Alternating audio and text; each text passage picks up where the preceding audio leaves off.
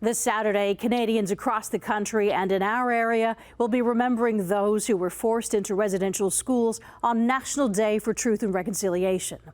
As Eric Viano reports, a new stamp series is looking to help tell the truth about what happened.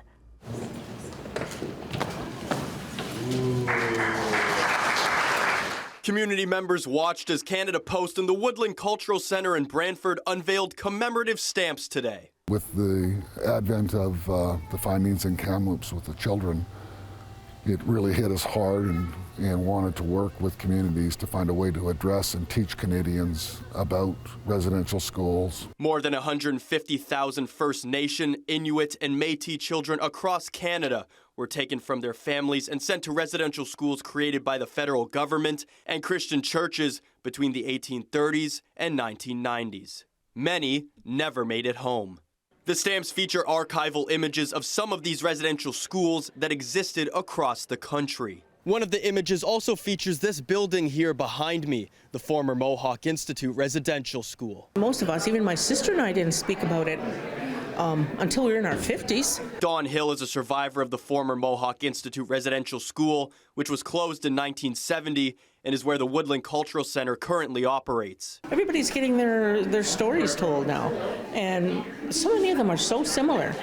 You know, the environment, the harsh treatment, the awful food, sexual abuse, all of that type of stuff. It was there in almost every school. Canada Post says it was important that survivors guided the creation of the stamps. So it worked closely with the Survivors Circle of the National Centre for Truth and Reconciliation. It was really just listening really well and trying to be guided by what they believed were the right stories, what were the right images that we needed to portray to help get their message out there. And the message? Listening to the truths and acknowledge that these things did happen. Like, it is a two-way street, but without the truth, you can't really have reconciliation as far as I'm concerned. Maybe there's enough curious people in there to look up the names of those schools and look up at the history and what transpired in them. I think that to me is the main thing that these stamps are for. One of the really important things for us at Woodland Cultural Centre is to ensure that we're preserving the legacy of the residential school, but that we're also celebrating cultural continuity and resiliency. Residential schools happen to us. It's something that deeply affected our communities, but it's not all that we are.